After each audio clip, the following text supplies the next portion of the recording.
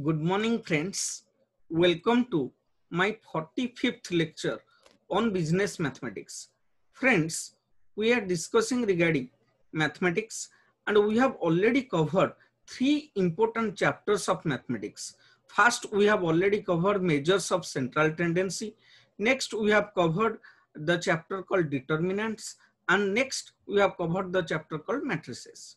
So from today onwards, we will discuss a new chapter that is known as set theory. So from today onwards, we will discuss a new concept that is set. Okay, before discussing the concept of set theory, let me first share my screen with you. Then we will discuss details regarding set theory. 1 second, please.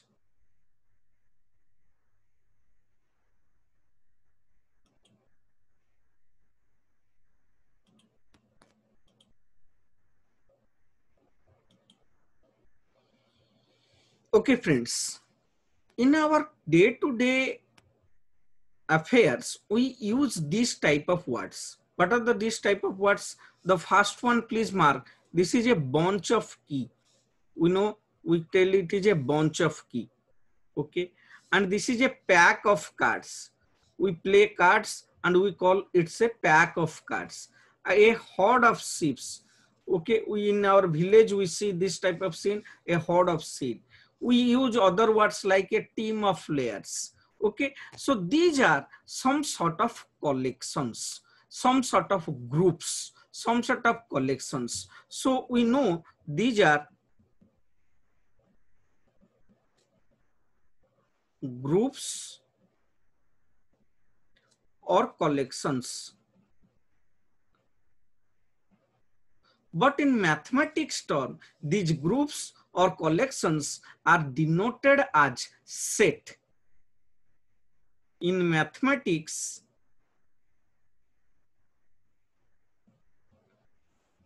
these are denoted as set. So a bunch of key might be a set. It's a set. And a pack of cards, it is a set. If it is a set A, we can call it as a set B. Similarly, a horde of C can be denoted as set C. Am I clear? So what is a set? We will discuss a detailed definition of set. But set means collection. Set means groups. Set means a collection or group of certain things. In common word, common sense, we know that set means a group of something, a collection of something. So we will discuss a practical definition of the term set, then we will go onwards. So first, पहले बात करेंगे set क्या है. Set का मतलब क्या है? Set का मतलब हम बात कर चुके हैं. Set means collection of things. Set means group of things. Okay, these are one type of set. So first write down what is a set.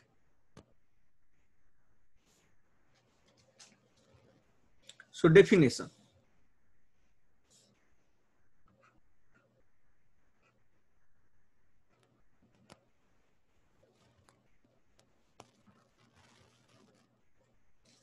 तो लिखिए डेफिनेशन क्या है सेट का. लिखिए set is a collection of, set is a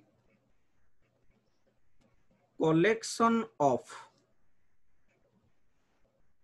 well defined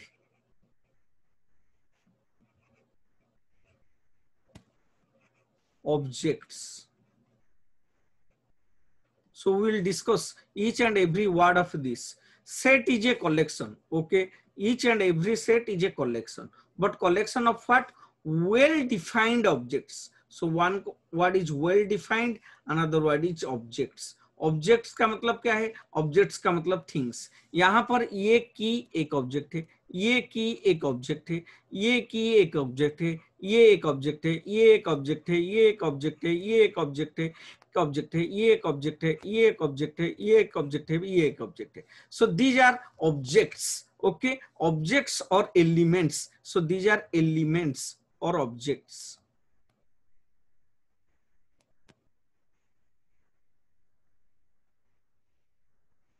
ये figure में each card is a object, ये एक ऑब्जेक्ट, ये एक object, object object object object, so these are objects, so these are elements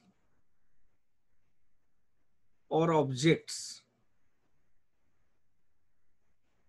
अभी देखिए ये फिगर में each and every ship is a object, okay, ये एक ऑब्जेक्ट, ये एक ऑब्जेक्ट, ये एक ऑब्जेक्ट, ये एक object, all ships are one one objects.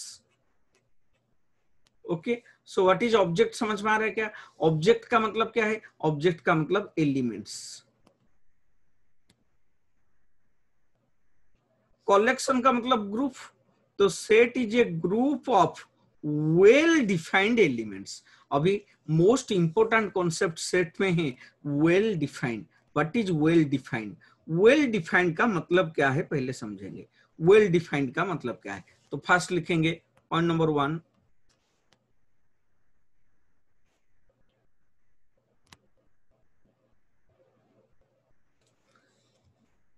तो जो ऑब्जेक्ट से या एलिमेंट से, इसको भी बोला जाता है मेंबर्स। ऑब्जेक्ट्स का दूसरा नाम क्या है?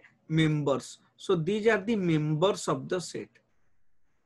ये मेंबर्स है, ये भी each and every card is member, यहाँ पर each and every ship is a member, member है।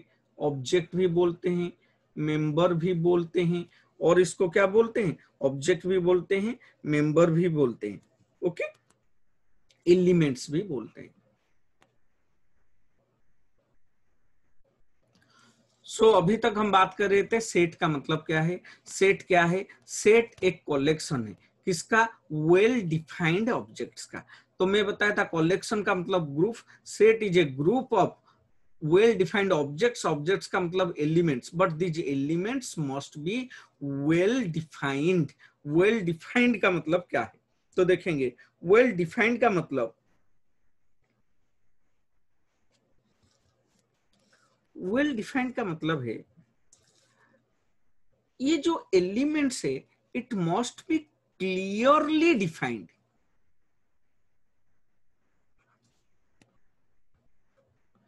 क्लियरली डिफाइंड का मतलब क्या है? ये जो एलिमेंट्स है, आप अगर एक पैक ऑफ कार्ड्स में लेंगे तो क्या क्या रखेंगे? 52 कार्ड्स रखेंगे। आप अगर कार्ड बनाएंगे 52 कार्ड बनाएंगे। ये हॉर्ड में, ये जो शिप के हॉर्ड है, इसमें मैं गिनूंगा जितना एलिमेंट्स होंगे, आप गिनेंगे उतने एलिमेंट्स होंगे। तो ये चाबी का किए गए बंच में मैं गिनूंगा जितना एलिमेंट्स होगा, आप गिनेंगे उतना होगा, कोई दूसरा गिनेगा उतना होगा। इसका मतलब दिस इज क्लियरली डिफाइंड। तो क्लियरली डिफाइंड में कोई एम्बिग्यूटी नहीं रहेगा, नो एम्बिग्यूटी।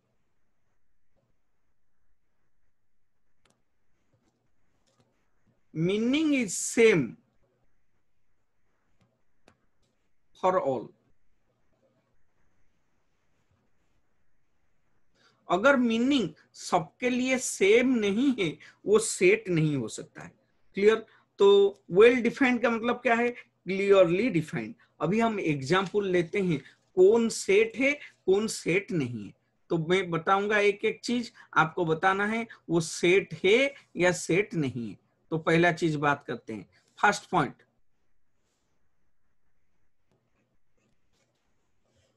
सेट ऑफ और ग्रुप ऑफ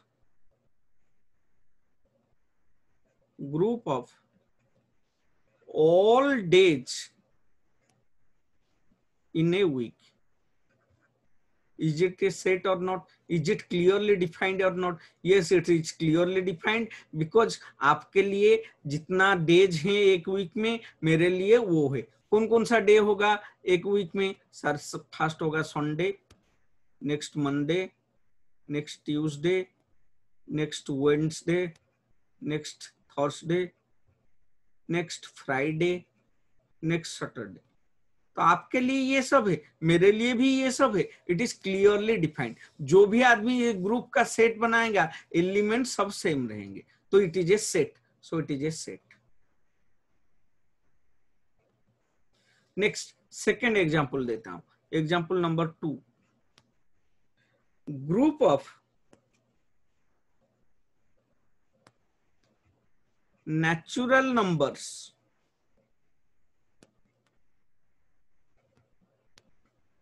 below 10, 10 का नीचे का नेचुरल नंबर, 10 के नीचे में कितना नंबर से, ये आपके लिए जो है, मेरे लिए वही है, सबके लिए वही है। क्या क्या होगा, 1 2 3 4 5 6 7 8 9, तो it's A set because it is clearly defined. It's a collection, it's a group of clearly defined objects. तो यहाँ पर ऑब्जेक्ट, फर्स्ट केस में ऑब्जेक्ट कौन रहा, ऑब्जेक्ट है element Sunday, Monday, Tuesday, Wednesday, Thursday, Friday, Saturday, these are one one type of element. Next case में कौन element रहा, 1 2 3 4 5 6 7 8 9, it's a element.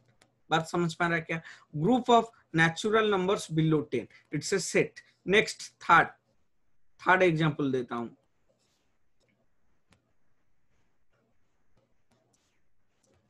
Group of intelligent students in your class. आपका class का intelligent student, हमको पता नहीं कौन intelligent, जिसको पूछेगा वो बोलेगा सर मैं इंटेलिजेंट हूँ। राम अगर इसका सेट बनाएगा, उसका जो फ्रेंड्स है सबका नाम लिख लेगा, हरि, गोपाल, श्याम, यादव। अगर रघु इस तरह का सेट बनाएगा, वो अपना नाम को रखेगा और उसके फ्रेंड को लिखेगा। तो it is not clearly defined, because what is intelligent that is not common for all, that is not clear for all. समझ में आ रहा है क्या, so it is not clearly defined, so it is not a set, ये set नहीं है। समझ में आ रहा है क्या, तो सेट क्या है, set is a group of clearly defined objects, that is known as set. Fourth, group of beautiful girls in your class, it is not a set. क्योंकि क्या ब्यूटीफुल है, किसके लिए कौन ब्यूटीफुल है, हमको पता नहीं है। समझ में आ रहा है क्या, beautiful is not defined, clear, beautiful defined नहीं है। Beauty lies in the eyes of the beholders. समझ, मेरे लिए कोई ब्यूटीफुल हो सकता है, आपके लिए नहीं हो सकता है, और आपके लिए कोई ब्यूटीफुल हो सकता है, मेरे लिए नहीं हो सकता है। तो it is not common for all, it is not clearly defined. तो नॉट क्लियरली डिफाइंड, तो it is not a set. Next, similarly group of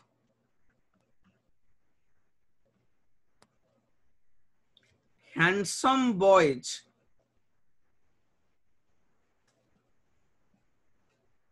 in your class। बेटा कौन हैंडसम है, कौन हैंडसम नहीं है, ये इसका कोई डेफिनेशन नहीं है। समझ में आ रहा है क्या, जिसका बॉडी बिल्डिंग है वो हैंडसम है, या जिसका कंस्ट्रक्शन सही है वो हैंडसम है, या कौन हैंडसम है। आपके लिए हैंडसम का डेफिनेशन अलग है, मेरे लिए हैंडसम का डेफिनेशन अलग है, तो ये सब सेट नहीं है, these are not a set. तो सेट का डेफिनेशन क्लियर हो गया, set is a collection of well defined objects। well defined means clearly defined, there should not be any ambiguity, and its meaning is same for all। if its meaning is same for all and uska group, uska collection को हम बोलते हैं set। am I clear? so what is set, clear, समझ में आ रहा है क्या। नेक्स्ट हम बात करेंगे element of a set.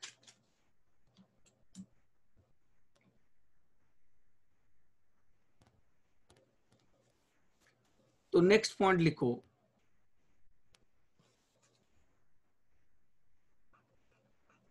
Sets are defined और sets are denoted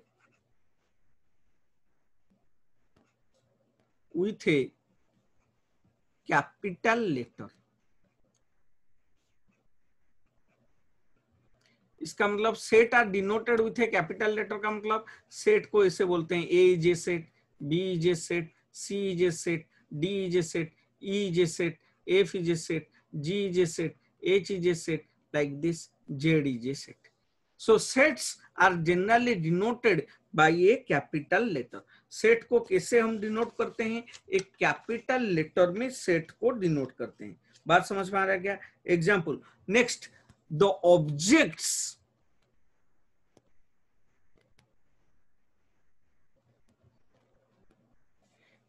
in this set are called elements or members. Full stop. This is denoted as like this, E. This type of E. इसको बोलते हैं क्या? Element. इसको कैसे express करते हैं? Element को इस तरह से. फॉर एग्जाम्पल देता हूं कि example,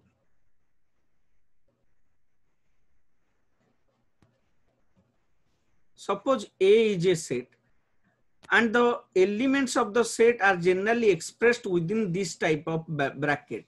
So what are the brackets? Suppose लिखेंगे A is equal to Sunday, Monday, Tuesday, Wednesday, Thursday, Friday, Saturday. It's the set of different days in a week. समझ में आ रहा है क्या? तो हम बोल सकते हैं Sunday is an element of set A. Similarly Monday is an element of set A. Similarly Tuesday is an element of set ए. बेटा समझ में आ रहा है क्या? एलिमेंट क्या है? एलिमेंट को कैसे एक्सप्रेस किया जाता है? एलिमेंट को ई में एक्सप्रेस किया जाता है. सपोज मैं और एक एग्जांपल देता हूं. B is equal to 1 2 3 4 5 6 7 8 9 10. So B is a set of natural numbers from 1 to 10. Okay, so मैं बोल सकता हूं 3 is a element of set A, 5 is a element of set A, but 11 is not an element. इसको element के cross कर लेते हैं. Not an element of set A. 13 is not an element of set A. 15 is not an element of set A. बेटा set समझ में आ रहा है क्या? एलिमेंट समझ में आ रहा है क्या? एलिमेंट्स को कैसे लिखते हैं समझ में आ रहा है क्या? तो एलिमेंट्स को कैसे एक्सप्रेस करते हैं समझ में आ रहा है? Elements are expressed, what is? Elements are expressed in the form. अभी हेडिंग कीजिए methods of describing a set. Heading कीजिए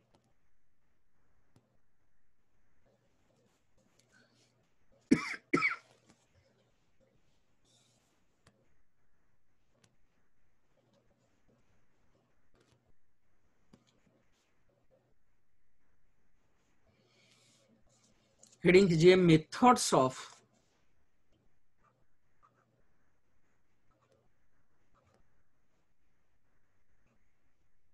डिस्क्राइबिंग ए सेट. एक सेट को हम कितने मेथड में डिस्क्राइब कर सकते हैं, कितने मेथड में उसका एलिमेंट्स को लिख सकते हैं, इसको बोलते हैं methods of describing a set. तो लिखेंगे there are two methods of describing a set. There are two methods of describing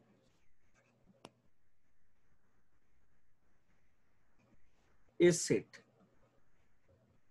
What are the two methods? First method, second method. First method को क्या बोलते हैं? First method is known as tabular method or roster method.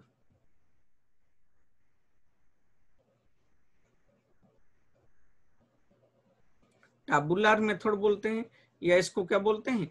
roster method. Second one is selector method या rule method. selector method या जिसको बोलते हैं rule method या जिसको बोलते हैं सेट बिल्डर मेथड।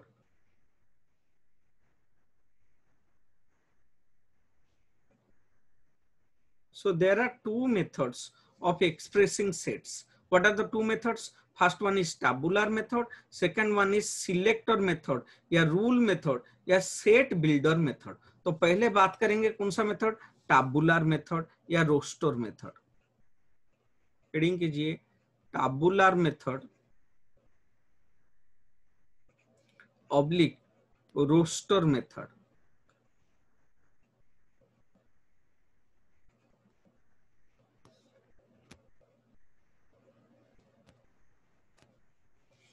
तो first point, what is tabular method और रोस्टर मेथड। पॉइंट नंबर 1 लिखिए, in this method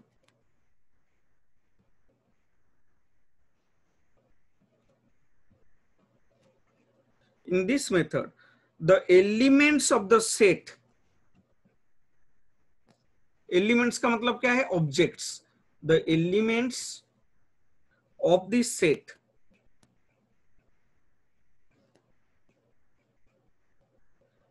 are listed together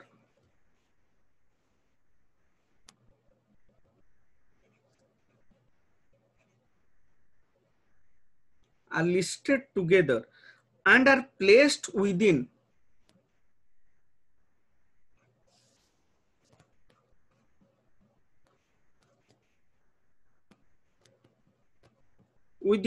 braces, braces मतलब ब्रैकेट्स, braces कौन से ब्रैकेट में लगाते हैं, that is within this type of bracket. इस तरह का ब्रैकेट के अंदर हम अगर एलिमेंट्स को रखेंगे उसको बोलते हैं tabular method of describing set. तो यहां पर सारा एलिमेंट्स को ब्रैकेट के अंदर रखते हैं। जैसे suppose A is a set of English vowels. A एक सेट है इंग्लिश भावेल्स का, तो कैसे लिखेंगे, ए को इंग्लिश का कितना भावेल है सर, 5 भावेल है, ए ई आई ओ यू, इसको ब्रैकेट के अंदर लिख लिए। तो what is this, this is a set of English vowel. इसको अगर इस तरह से लिखा, इसको बोलते हैं टैबुलर मेथड। सपोज बी एक सेट है किसका, नेचुरल नंबर्स बिलो 10। तो नेचुरल नंबर्स बिलो 10 का मतलब 1 2 3 4 5 6 7 8 9। so it's a set of natural number below 10। बात समझ में आ रहा है क्या। सपोज सी एक सेट है, set of day in a week. C is a set of day in a week. What are the days in a week, so C is a set of days in a week. से days in a week होगा Sunday, next Monday, next Tuesday, next Wednesday, next Thursday, next Friday, next Saturday. It's a set of day in a week.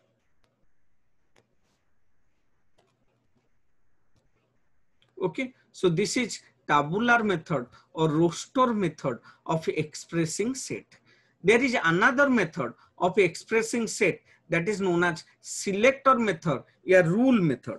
तो लिखेंगे selector method या rule method या set builder method में ये तीनों चीज को कैसे लिखा जाएगा। तो लिखेंगे सिलेक्टर मेथड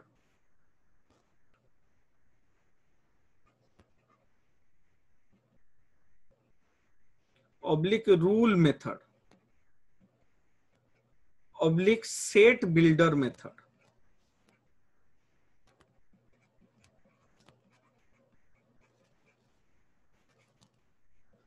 तो लिखेंगे सिलेक्टर मेथड, रूल मेथड या सेट बिल्डर मेथड क्या है उसके बारे में बात करेंगे। सिलेक्टर मेथड, रूल मेथड या सेट बिल्डर मेथड। तो लिखेंगे in this method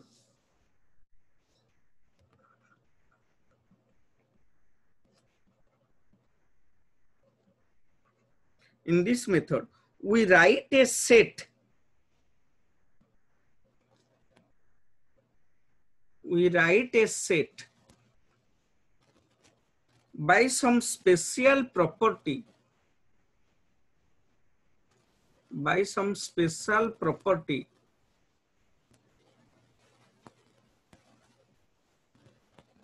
that has to be satisfied. That has to be satisfied by elements,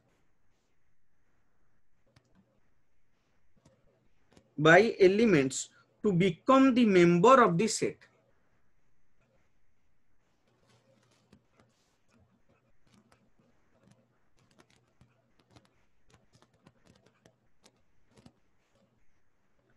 तो ये मेथड में हम क्या करेंगे, यहां पर सेट को ऐसे एलिमेंट को नहीं लिखेंगे, हम क्या लिखेंगे, ये एलिमेंट कौन हो सकता है उसका प्रॉपर्टी को लिखेंगे, उसका रूल को लिखेंगे, वो रूल को हिसाब से कौन सा एलिमेंट उसका मेंबर हो सकता है या नहीं, जो एलिमेंट वो रूल फॉलो करेगा वो मेंबर रहेगा, जो एलिमेंट वो रूल फॉलो नहीं करेगा वो मेंबर नहीं रहेगा। सपोज में ये वाला सेट को, ए वाला सेट को ये मेथड में लिखना चाहता हूं, ए क्या है, AEIOU, तो इसको कैसे लिखूंगा, सेट रूल मेथड में इसको इस तरह से लिखेंगे। देखिए A इज इक्वल टू,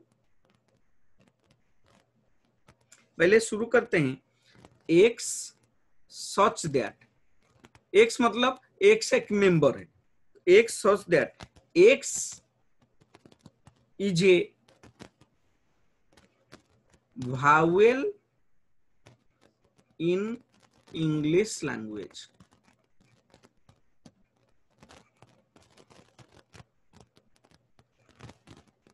तो this is our condition. Condition क्या है, ये ए का एलिमेंट होने के लिए इंग्लिश लैंग्वेज का ये क्या होना चाहिए, भावेल होना चाहिए। इंग्लिश लैंग्वेज का कौन कौन सा भावेल है, AEIOU। तो यहां पर डायरेक्टली हम एलिमेंट को नहीं लिखते हैं, कौन एलिमेंट हो सकता है उसका प्रॉपर्टी, उसका रूल को लिखते हैं। इस तरह का अगर हम सेट को एक्सप्रेस करेंगे, इसको बोलते हैं रूल मेथड या सेट बिल्डर मेथड। यहां पर रूल लिखते हैं, कौन सा चीज यहां पर आएगा उसका रूल को हम लिखते हैं। तो सेकेंड केस बी को लिखेंगे। So what is B, B को कैसे लिखा जाएगा, देखिए बी क्या है, बी एक नेचुरल नंबर है जो किससे कम है, 10 से कम है। तो लिखेंगे इसको इस तरह से, एक्स सच दैट, एक्स मतलब element such that x is a natural number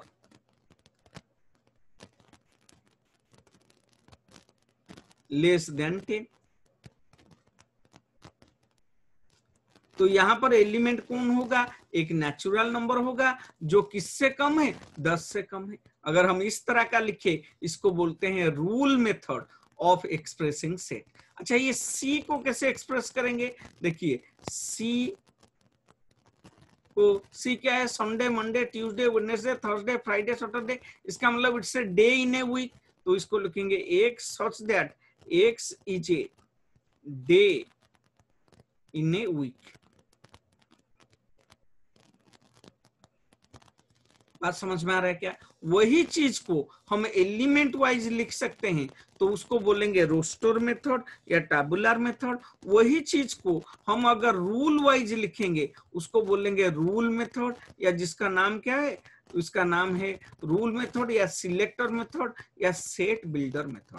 किसी सेट को हम दो वे में एक्सप्रेस कर सकते हैं, एलिमेंट वाइज एक्सप्रेस कर सकते हैं जिसको बोलते हैं टैबुलर मेथड, या रोस्टर मेथड में एक्सप्रेस कर सकते हैं, या नहीं तो सिलेक्टर मेथड में एक्सप्रेस कर सकते हैं। There are two ways of expressing a set, one is selector method, another is element method या रोस्टर मेथड। समझ में आ रहा है क्या। नेक्स्ट अभी हम बात करेंगे different types of set.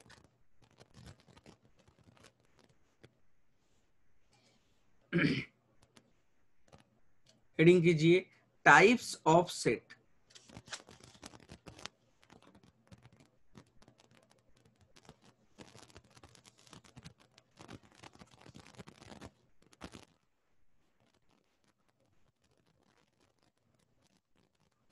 Set कितने तरह का है?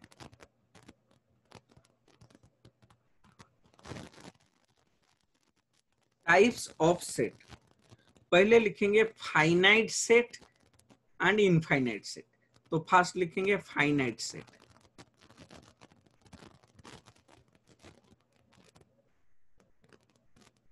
What is a finite set? Finite set एक ऐसा सेट है जिसका मेंबर्स फाइनाइट है, मेंबर्स को काउंट किया जा सकता है, उसको बोलते हैं finite set. Okay, so what is a finite set? तो लिखेंगे ए finite set,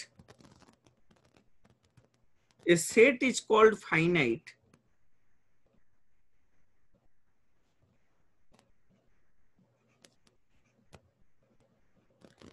a set is called finite set if we can count the number of elements of the set.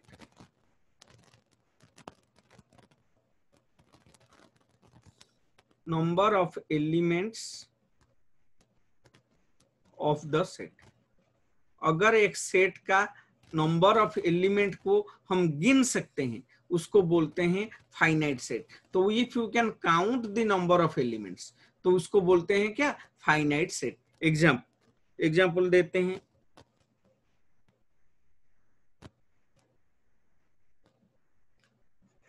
A is equal to, एक set है, क्या है? X such that x is a student of DAV public school. अच्छा, DAV public school में कितना students है? Finite है, हम गिन सकते हैं, काउंट कर सकते हैं, तो ए हो गया एक फाइनाइट सेट। तो it's a which set? It's a finite set. Next, B is equal to x such that x is a city of Orissa. Orissa में कितना सिटी है हम गिन सकते हैं। अगर गिन सकते हैं तो इसका एलिमेंट्स को हम काउंट कर सकते हैं। अगर इसका एलिमेंट को हम काउंट कर सकते हैं इसको बोलते हैं फाइनाइट सेट। अच्छा, फाइनाइट सेट का ऑपोजिट होगा infinite set. What is an infinite set? जिस सेट का एलिमेंट्स को हम गिन नहीं सकते हैं उसको हम बोलेंगे इनफाइनाइट सेट। तो हेडिंग करो infinite set.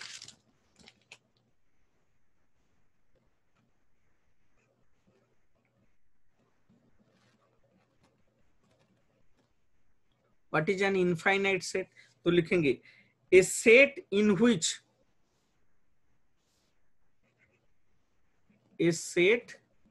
in which number of members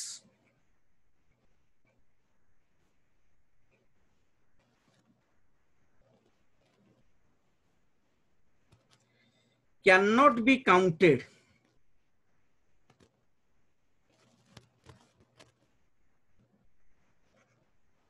is called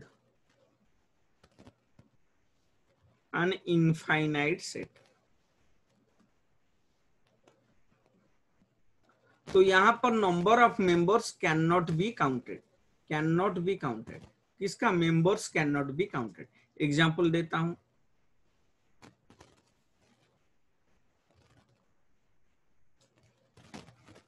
ए क्या है? ए क्या है? Example, suppose x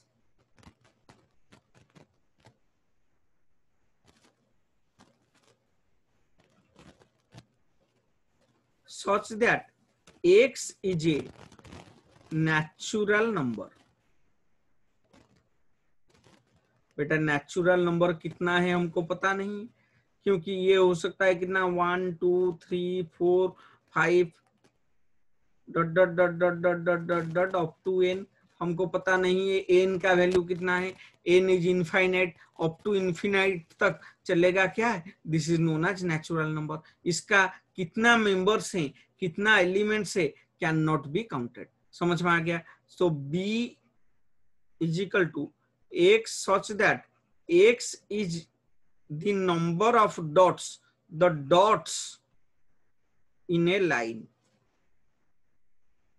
What is dots in a line?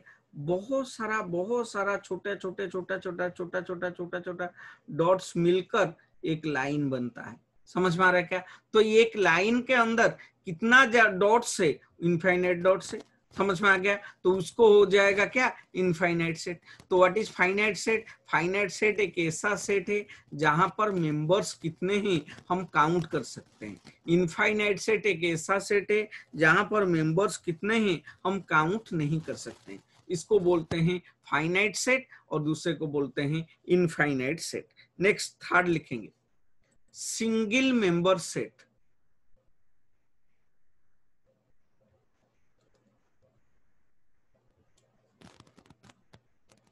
Third लिखो, single member set.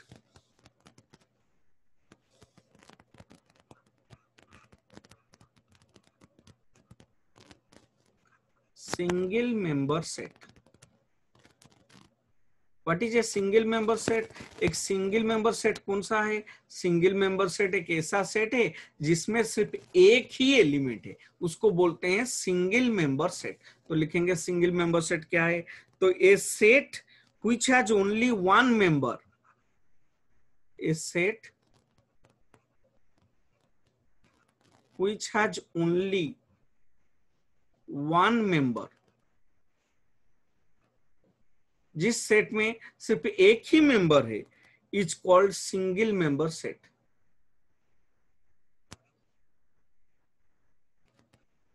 Single member set. Example क्या होगा?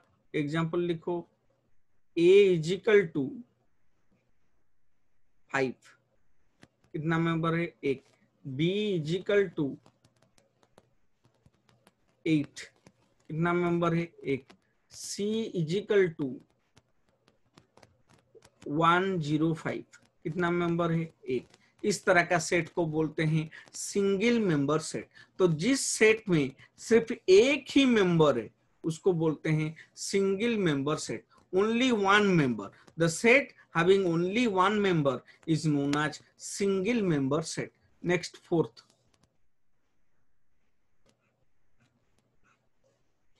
लिखेंगे empty set।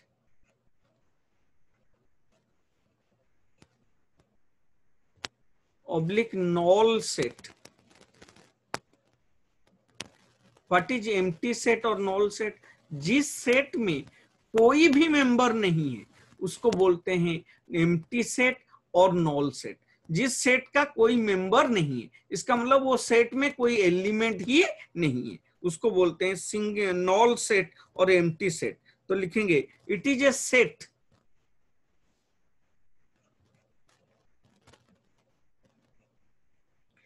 Set having no element in it,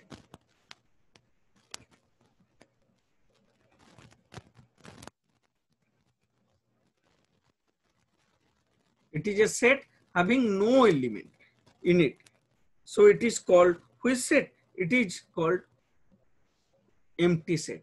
The empty set, it is usually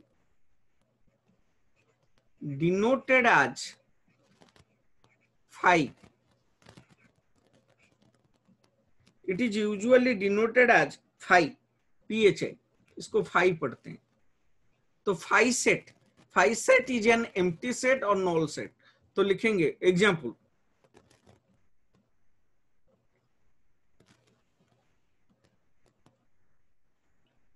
तो लिखेंगे example phi set का example लिखेंगे। एक phi set का example, phi is equal to x such that x is a month having 32 days। एक ऐसा महीना जिसमें 32 दिन हो।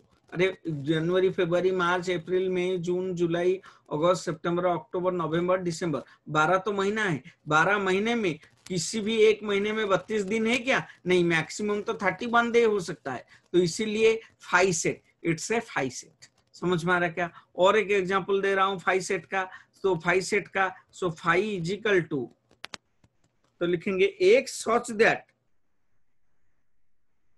x is a natural number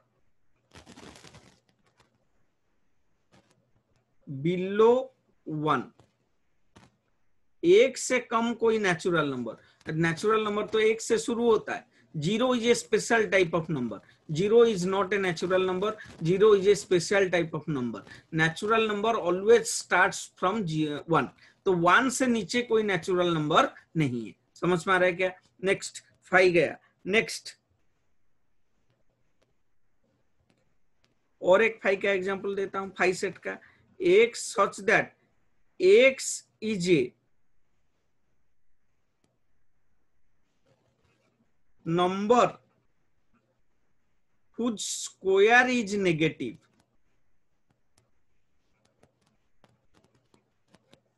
x एक ऐसा नंबर है जिसका स्क्वायर नेगेटिव है। हमको पता है सारा नंबर का स्क्वायर पॉजिटिव है, प्लस का स्क्वायर भी पॉजिटिव है, माइनस का स्क्वायर भी पॉजिटिव है। तो इस तरह का सेट होगा जहां पर स्क्वायर नेगेटिव है, उसमें कोई एलिमेंट रहेगा ही नहीं, और उस तरह का सेट को हम बोलेंगे एम्प्टी सेट या नॉल सेट। समझ में आ रहा है क्या? व्हाट इज एम्प्टी सेट या नॉल सेट? एम्प्टी सेट और नॉल सेट क्या है? एम्प्टी सेट नॉल सेट है एक ऐसा सेट जिसमें कोई भी मेंबर नहीं, नो एलिमेंट, नो एलिमेंट वाला सेट को हम बोलते हैं एम्प्टी सेट या नॉल सेट। इसको एक्सप्रेस करते हैं 5 में।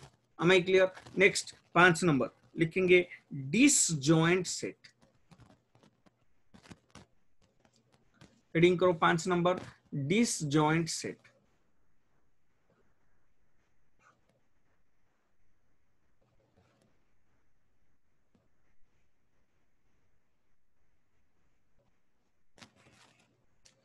What is disjoint set? तो लिखेंगे डिसजॉइंट सेट क्या है। तो डिसजॉइंट सेट क्या है? अगर A और B दो सेट है और A और B में कोई कॉमन एलिमेंट नहीं है, तो वो दोनों सेट डिसजॉइंट सेट है। मैं क्या बोला? दो सेट है, एक सेट है A, एक सेट है B, और A और B में कोई कॉमन एलिमेंट नहीं है, तो जाकर इसको हम बोलते हैं डिसजॉइंट सेट। तो what is a disjoint set? Disjoint set एक ऐसा सेट है जहां पर A और B दो सेट है और उन दोनों के बीच में कोई कॉमन एलिमेंट नहीं है, तो उसको बोलेंगे डिसजॉइंट सेट। तो लिखेंगे disjoint set. If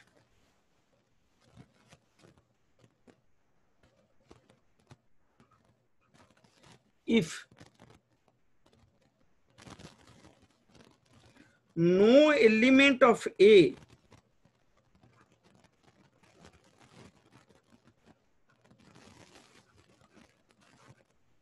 if no element of A is in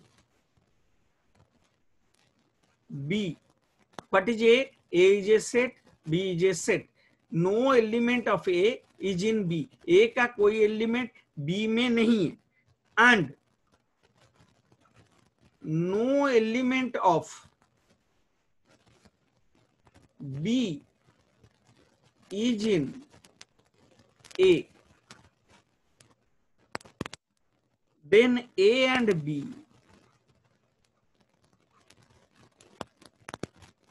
are called disjoint set।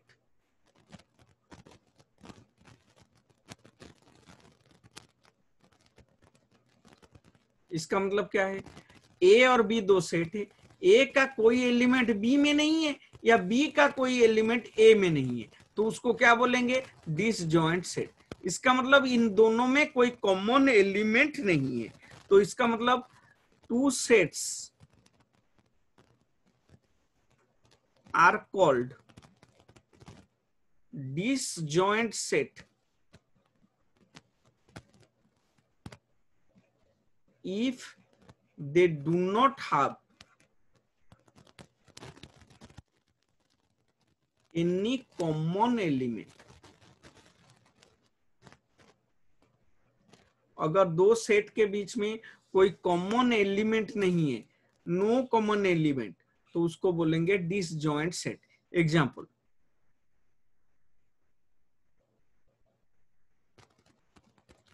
Suppose ए है 1 2 3 4 5, सेट ए ये है।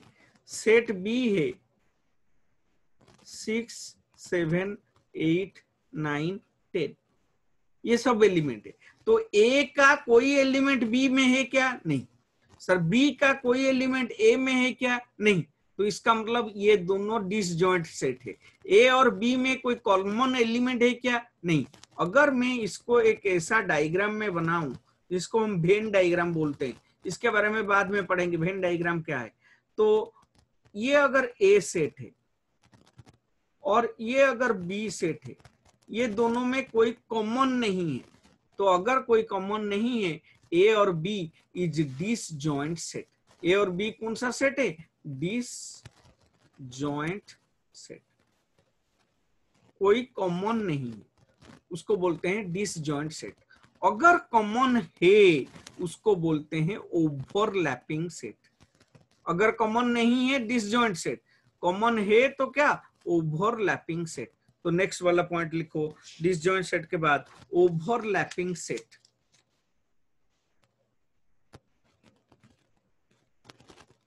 Overlapping set. What is overlapping set? अगर ए का कुछ एलिमेंट बी में है और बी का कुछ एलिमेंट ए में है, इस ए और बी को बोलते हैं ओवरलैपिंग सेट। तो लिखेंगे इफ टू सेट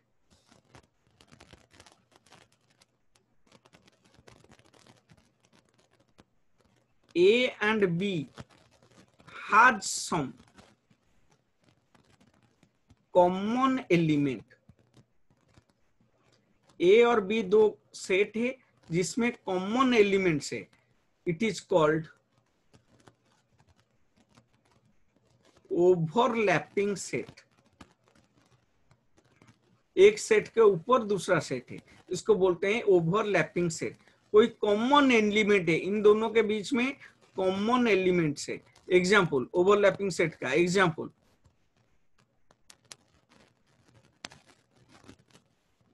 सपोज ए है 1 2 3 4 5 6 और सेट बी है 4 5 6 7 8 9। तो यहां पर A and B are overlapping set, क्योंकि कॉमन एलिमेंट है।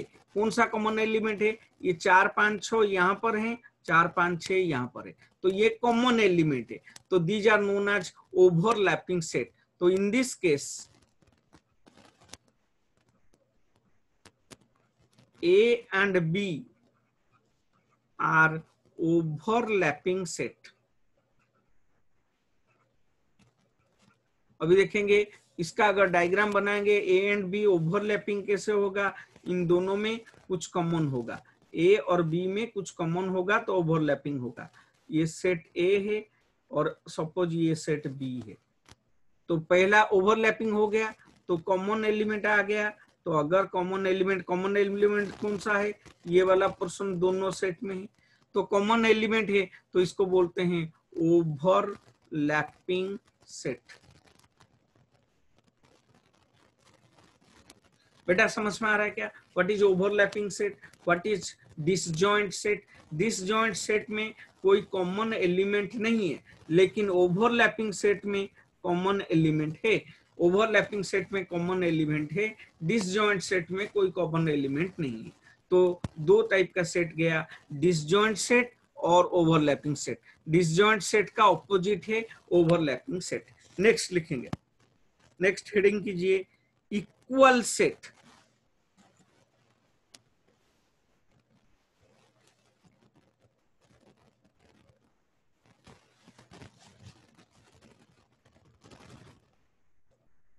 नेक्स्ट हेडिंग कीजिए equal set.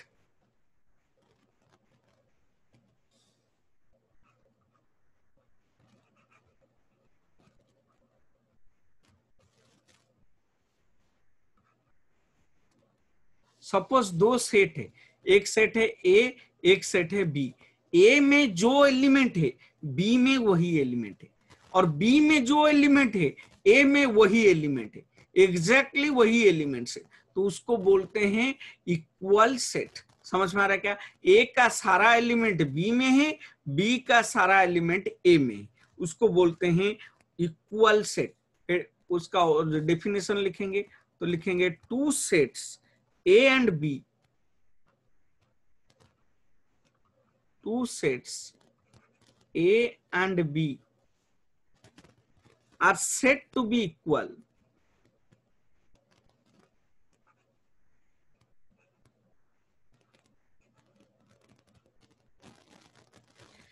if all the elements of A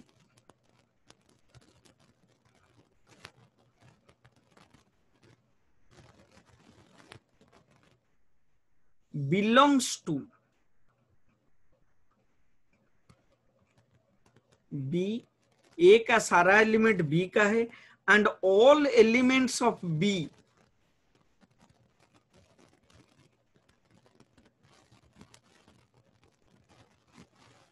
belongs to A, A का सारा एलिमेंट B में है, B का सारा एलिमेंट A में है, तो उसमें क्या कर लेंगे, ये दोनों सेट क्या हो जाएंगे, इक्वल हो जाएगा। एंड इक्वल को हम साइन में ऐसे एक्सप्रेस करते हैं equal to, it is expressed as like this. Example लिखेंगे, एग्जांपल लिखिए, एग्जांपल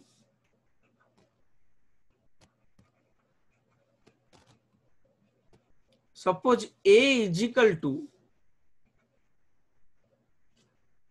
1 2 3 4 5,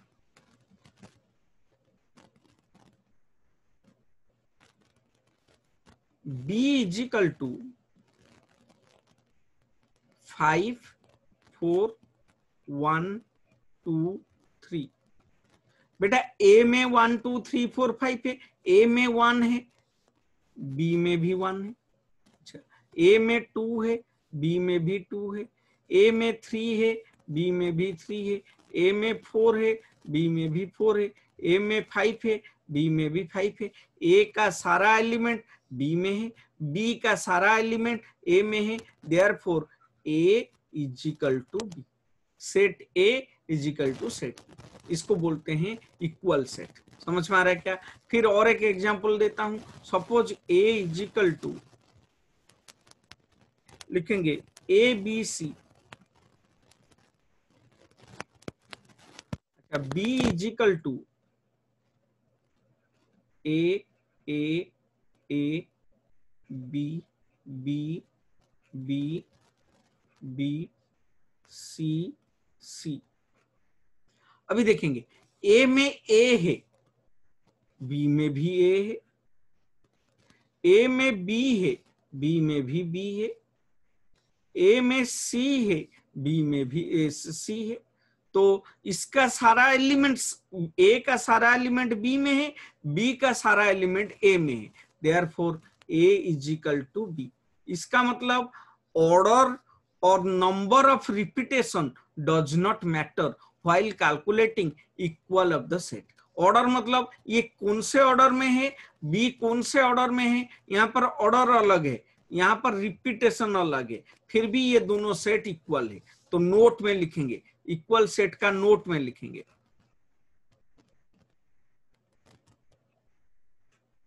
नोट लिखेंगे क्या, while calculating equal set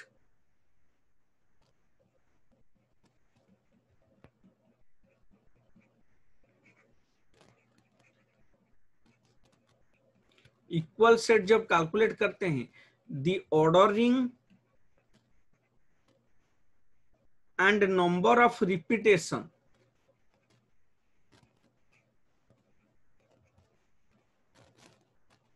does not matter, ये मैटर नहीं करता है, ऑर्डरिंग और रिपीटेशन ये मैटर नहीं करता है। समझ में आ रहा है क्या? ऑर्डरिंग और रिपीटेशन ये मैटर नहीं करता है इक्वल सेट में। अभी हम बात करेंगे नेक्स्ट टाइप का सेट जिसको बोलते हैं इक्विवेलेंट सेट। हेडिंग कीजिए, इक्विवेलेंट सेट।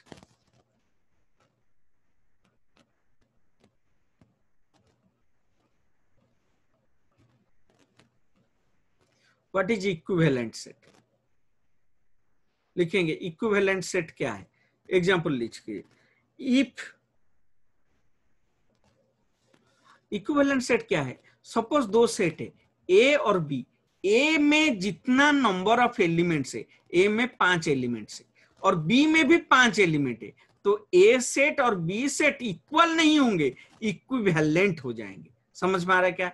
इक्विवेलेंट का मतलब फर्स्ट सेट में जितना एलिमेंट्स होगा, सेकंड सेट में अगर उतना ही एलिमेंट्स रहा, दोनों सेट क्या हो जाएंगे, इक्विवेलेंट हो जाएंगे। तो लिखेंगे इक्विवेलेंट सेट। तो लिखेंगे first point, if the total number of elements of one set, if the total number of elements of one set, if the total number of elements of one set is equal to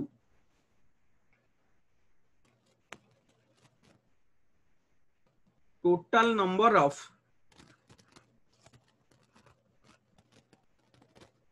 elements of another set,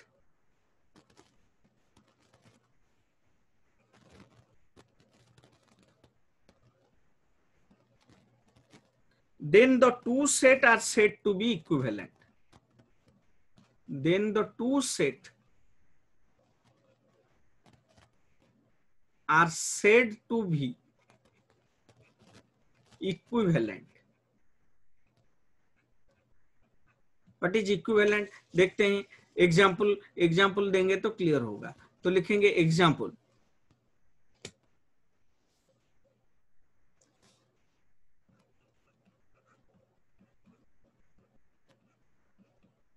suppose ए दिया हुआ है, ए is equal to 1 2 3 4 5। अच्छा, ए में कितना members हैं, 5 members हैं, ए में 5 members हैं, 1 2 3 4 5। अच्छा, बी में 5 आइटम्स, ए में 5 आइटम्स। सपोज बी सेट दिया हुआ है, set B is equal to A B C D E. अच्छा, सेट बी में कितना आइटम्स है सर, 5 आइटम्स। लेकिन सेट ए में जो एलिमेंट है सेट बी में है क्या, नहीं। सेट बी में जो एलिमेंट है ए में है क्या, नहीं। लेकिन नंबर ऑफ आइटम सेम है, तो यहां पर बोलते हैं A is an equivalent set of B. इसको इक्विवेलेंट बोलते हैं। समझ में आया? इक्वल नहीं बोलते हैं, इक्विवेलेंट बोलते हैं। सिंबल कैसे देखते हैं, इस तरह से, A is a equivalent set of B. हमें क्लियर? तो दो तरह का सेट गया, इक्वल सेट गया, इक्विवेलेंट सेट है। इक्वल क्या है, ए में जो जो एलिमेंट है बी में वही रहेगा, बी में जो जो एलिमेंट है ए में रहेगा, तो ए इज इक्वल टू बी हो जाएगा। इक्विवेलेंट का मतलब ए में जितना आइटम है, बी में अगर उतना नंबर ऑफ आइटम्स आ गया, तो दो सेट क्या हो जाएंगे, इक्विवेलेंट हो जाएंगे। नेक्स्ट लिखेंगे, नेक्स्ट हेडिंग कीजिए, सबसेट।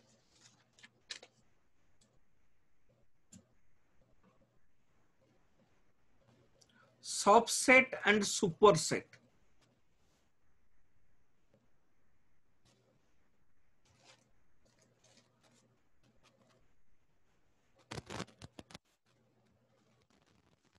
हेडिंग कीजिए सबसेट एंड सुपरसेट।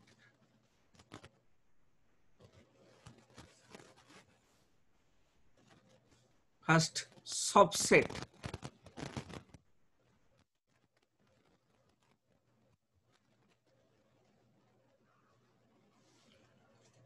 सबसेट क्या है?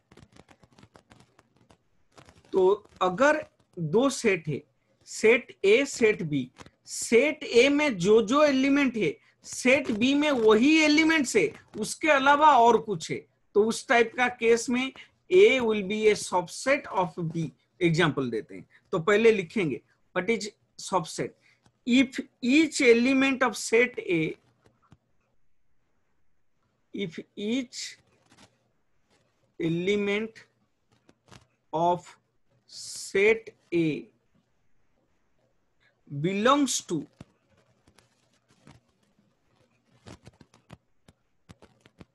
set B, then set A is called to be a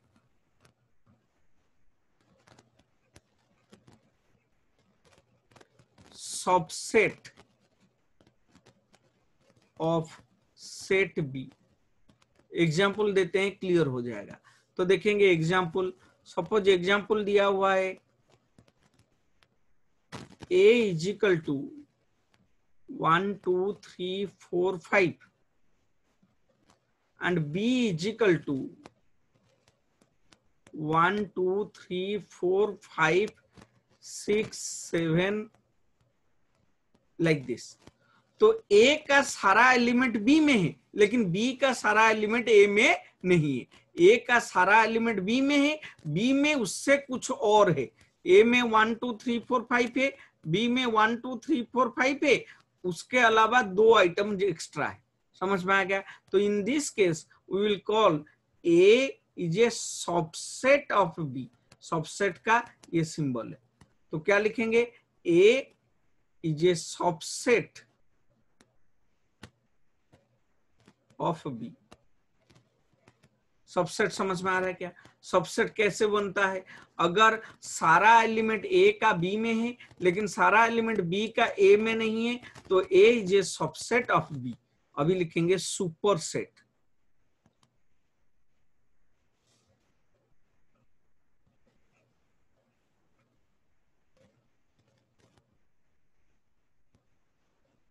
बेटा सबसेट में जो लिखे थे वही लिखेंगे, प्लस B।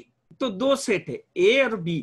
A का सारा एलिमेंट B में है, लेकिन B का सारा एलिमेंट A में नहीं है, तो A B का सबसेट हो गया और B A का सुपर सेट हो गया। तो सुपर सेट का मतलब क्या है लिखेंगे? तो लिखेंगे if each element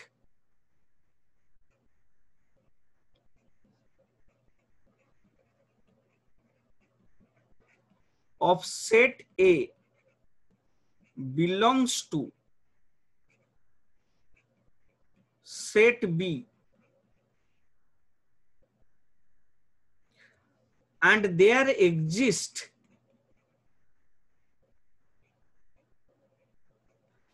at least one element in set B which is not a element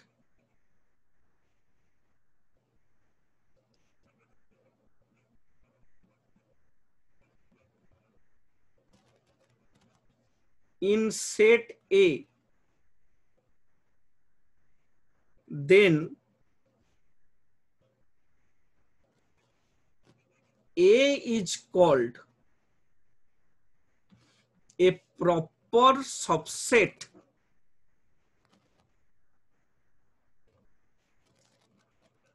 of B and B is called a superset of A। A B का सबसेट होगा, B A का सुपरसेट होगा। वही example लेते हैं। Example लिखिए। Example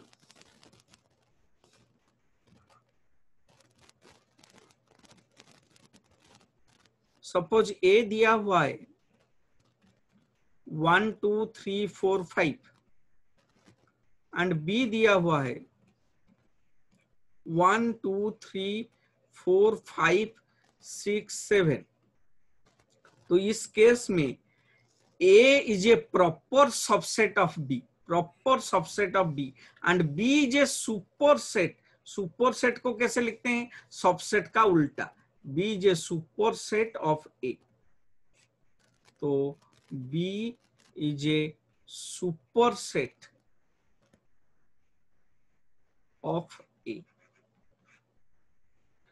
तो 2 गया, सबसेट गया, सुपरसेट गया। सबसेट का मतलब अगर A का सारा एलिमेंट B में है, लेकिन B का सारा एलिमेंट A में नहीं है, तो A is a subset of B and B is a superset of A। अभी लास्ट सेट पढ़ेंगे। लास्ट सेट लिखो power set.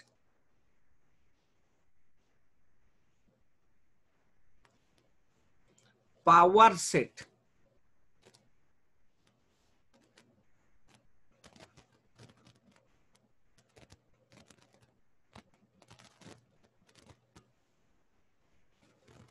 What is a power set? Power set क्या है? The family of subset of given set ए। एक set है, उसका जितना subset हो सकता है वो सारा सबसेट का फैमिली को बोलते हैं power set. So what is power set? तो लिखेंगे पावर सेट क्या है? तो the family of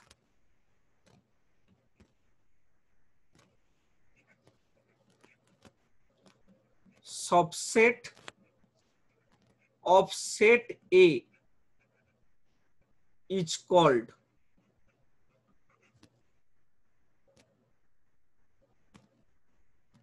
power set and denoted as PA। Example देते हैं, क्लियर होगा। तो लिखेंगे एग्जाम्पल,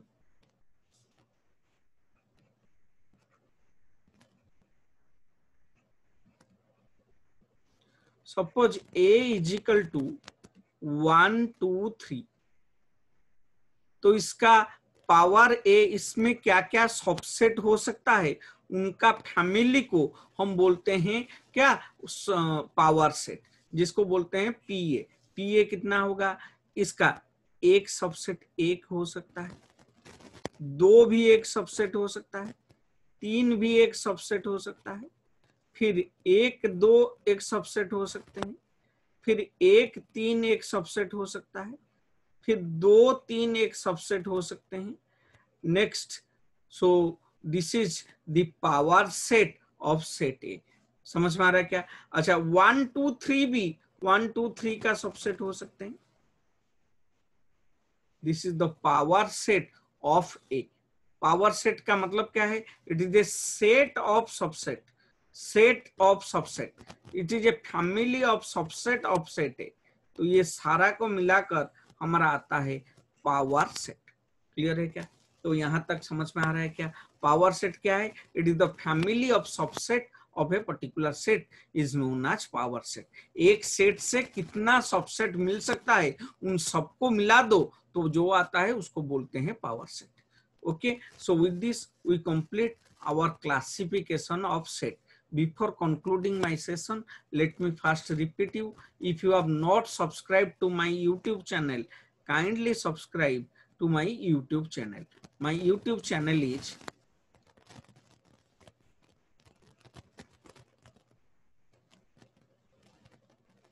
Commerce Forum.